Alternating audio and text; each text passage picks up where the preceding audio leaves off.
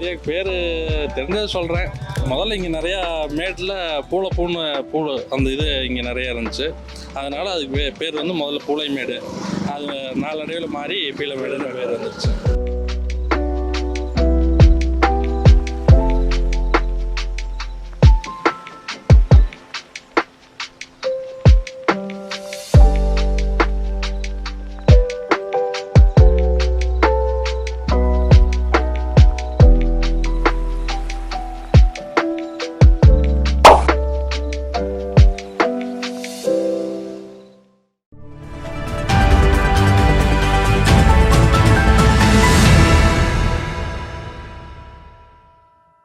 முதல்ல 20-25 வருஷம் பழைய இது வந்து பூளமேடுன்னு தான் பேர் அதுக்கு. அப்புறம் நாளடைவில் அது பீளமேடுங்கிறது வந்திருக்கு. இந்த ஏரியாவுக்கு பேர் தெரிஞ்சதை சொல்கிறேன். முதல்ல இங்கே நிறையா மேட்டில் பூளை அந்த இது இங்கே நிறையா இருந்துச்சு. அதனால் அதுக்கு பேர் வந்து முதல்ல பூளைமேடு. அது நாளடைவில் மாறி பீளமேடுன்னு பேர் வந்துருச்சு. 300 ஆண்டுகளுக்கு முன்பு தற்போது பீளமேட்டில் வாழ்ந்து வந்த மக்கள் கிருஷ்ணராயபுரம் பகுதியில தான் வாழ்ந்தாங்க. அந்த பகுதி அடிக்கடி கனமழை பெஞ்சு சங்கனூர் பழத்துல இருந்து வெள்ளம் வர ஆரம்பிச்சிடும். வருஷத்துல பாதி நாள் மழையா இருக்கிறதுனால அங்க வாழவே மக்கள் பெரும்பாடும் பட்டாங்க. மழையிலிருந்து தற்காத்து கொள்ள ஒரு மேடான பகுதிக்கு போகலாம்னு பூளை மலர்கள் அதிகம் இருக்கக்கூடிய பூளைமேட்டுக்கு இடம் பெறலாம்னு முடிவு பண்றாங்க. அன்றைய தினம் அரசராக இருந்த மைசூர் மகாராஜாவுடையிடம் இது பற்றி சொன்னபோது அவர் அனுமதி அளிக்க யோசிச்சு பிறகு அனுமதி அளிக்கிறாரு. பீளமேட்டில் என்னென்ன ஃபேமஸ்? பீளமேட்டில் என்ன ஃபேமஸ்னா இங்கே பிஹெச்சி ஹாஸ்பிட்டல் இருக்குது, மால் ஃபன் மால் இருக்குது, அது போக நம்ம கடை இருக்குது, நம்ம சிவா கூல்ட்ரிங்க்ஸ் நம்மளோட கடை ஒன்று இருக்குது, அது போக ஃபன் மாலுக்கு பின்னாடியே பர்மி ஃபுட்ஸ்னு ஒரு ஷாப் இருக்குது, அதுவும் நம்மளோட தான். இதெல்லாம் இங்கே எனக்கு தெரிஞ்சு ரொம்ப ஃபேமஸ்.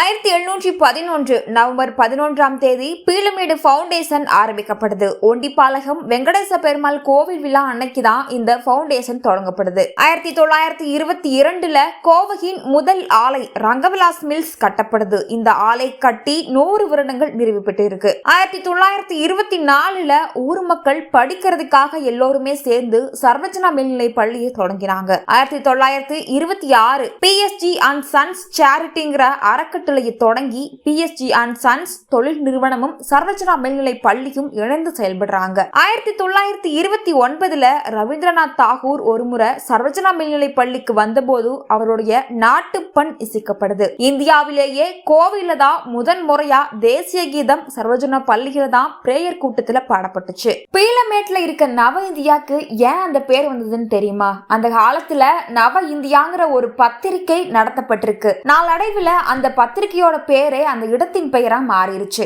ராதாகிருஷ்ணா மில்ஸ் நிறுவனத்தினர் தான் கோவை தொழில்நுட்ப கல்லூரியை தொடங்கினாங்க. மழைநீர் சேமிப்ப கோவையில சிஐடி காலேஜ் தான் முதன் முறையா செஞ்சிருக்காங்க. இப்படிதான் பீளமேடுங்கிற கிராமம் வளர்ச்சி அடைந்து இன்றைக்கு தமிழகத்தின் தலை சிறந்த கல்லூரிகள், விமான நிலையம்னு பல்வேறு சிறப்பம்சங்களோட சுறுசுறுப்பா இயங்கிட்டு வருது. பீளமேட்ல 4 தலைமுறைகளா ஸ்பின்னிங் மில்ஸ் நடத்திட்டு வர்றவங்க இன்னும் இருக்காங்க. அது மட்டும் இல்லாம தொழில் முனைவோர்கள் பீளமேட்ல தான் அதிக அளவுல உருவாகி இருக்காங்க. பருத்தி விவசாயம், கைத்தறி, பருத்தி ஆலைகள்னு பல தொழில்கள் பருத்தியை வச்சு இங்க செஞ்சிருக்காங்க.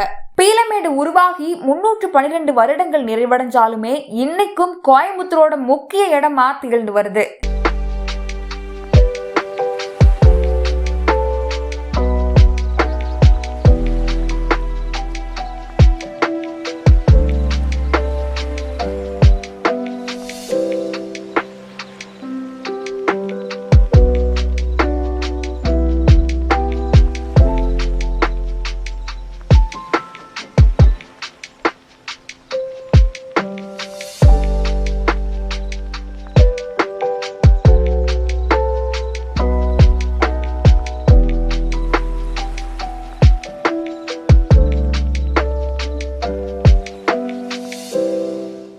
கோயம்புத்தூர் மக்கள் அனைவருக்கும் கோவை விழா வாழ்த்துக்கள்.